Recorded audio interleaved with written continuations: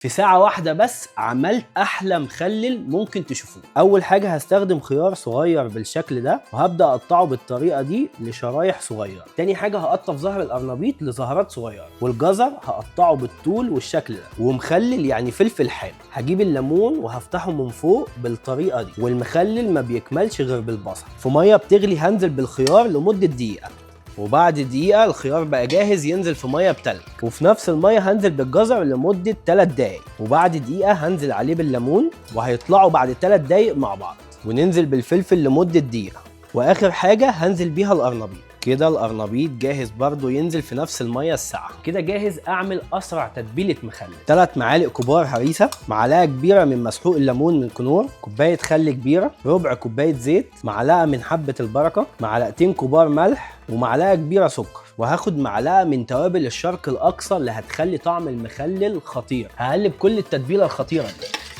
ريحتها مش معقول. كده الخضار بعد ما اتصفى من المية جاهزين ننزل عليه بالبصل القوارمة، وهنزل عليه بشوية زيتون ووقت التتبيلة الخطيرة.